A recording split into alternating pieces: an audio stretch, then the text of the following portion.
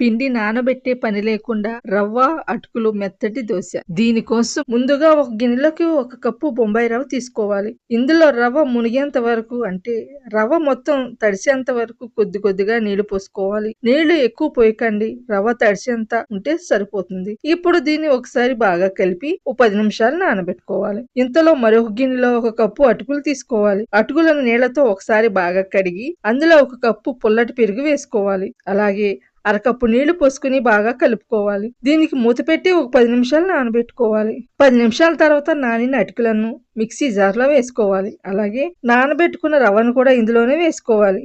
ఇప్పుడు ఇందులో అరకప్పు మైదా పిండి వేసుకోవాలి. మైదా వేయటం వల్ల దోశ కొంచెం మెత్తగా వస్తుంది. ఇవన్నీ మెత్తగా దోశ పిండిలా అయ్యే వరకు మిక్సీ పట్టుకోవాలి. మరీ గట్టిగా ఉంటే మాత్రమే కొద్దిగా నీళ్లు పోసుకుని మరోసారి మెత్తగా గ్రైండ్ చేసుకోవాలి. చూడండి, పిండి ఇలా మెత్తగా దోశ పిండిలా ఉండాలి. ఇప్పుడు ఈ పిండిని ఒక గిన్నెలోకి తీసుకుని మూత పెట్టి పక్కన పెట్టుకోవాలి. ఇప్పుడు మనం దోశకి చట్నీ చేసుకుందాం. స్టవ్ మీద ఒక పాన్ పెట్టుకుని అందులో 1 టీ స్పూన్ నూనె వేసుకోవాలి. నూనె వేడయ్యాక 2 టీ స్పూన్లు పచ్చిశనగపప్పు వేసుకోవాలి. మంటను సిమ్ లో ఉంచి పప్పు చక్కగా రంగు మారే వరకు వేయించుకోవాలి. పప్పు వేగిన తర్వాత ఇందులో 3 ఎండుమిర్చి వేసుకోవాలి. మీకు కారం తక్కువ కావాలనుకుంటే 2 వేసుకోవచ్చు. ఎండుమిర్చిని కూడా కొద్దిగా వేయించుకుని స్టవ్ ఆఫ్ చేసేయాలి. ఇవన్నీ పూర్తిగా చల్లారనివ్వాలి. చల్లారిన తర్వాత మిక్సీ జార్ లోకి తీసుకోవాలి. ఇందులో కొద్దిగా కొబ్బరి, పావు టీ స్పూన్ రాళ్ళ ఉప్పు వేసుకోవాలి. 3 వెల్లుల్లి రెబ్బలు ఇవన్నీ ముందుగా కొద్దిగా మిక్సీలో పట్టుకోవాలి. ఆ తర్వాత కొద్దిగా నీరు పోసుకుంటూ చట్నీలా మెత్తగా చేసుకోవాలి. దీనికి తాలింపు వేసుకుంటే ఇంకా మంచి రుచి వస్తుంది. ఇప్పుడు మనం పక్కన పెట్టుకున్న దోశ పిండిని తీసుకోవాలి. ఇందులో 1 టీ స్పూన్ ఉప్పు వేసుకోవాలి.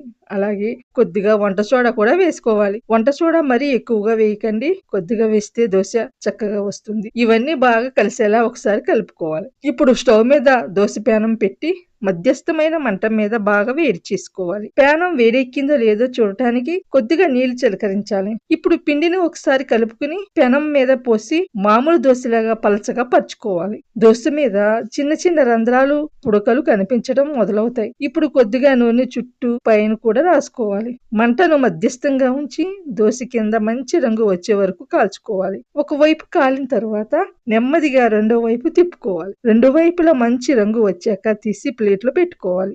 దోశను మరీ ఎక్కువ మంట మీద కాల్చకండి. బయట త్వరగా రంగు వచ్చేస్తుంది, కానీ లోపల సరిగా కాలకపోవచ్చు. మధ్యస్థమైన మంటలో నెమ్మదిగా కాల్చుకుంటే దోశ బాగా వస్తుందండి. చూశారుగా, అటుకులు బొంబాయి రవ్వతో ఎంత చక్కగా దోశలు వచ్చాయో. మీరు కూడా ఇంట్లో ట్రై చేసి ఎలా వచ్చిందో కామెంట్ లో చెప్పండి. జయకుమారి వంట ఛానల్ ని సబ్స్క్రైబ్ చేసుకోవటం మర్చిపోకండి.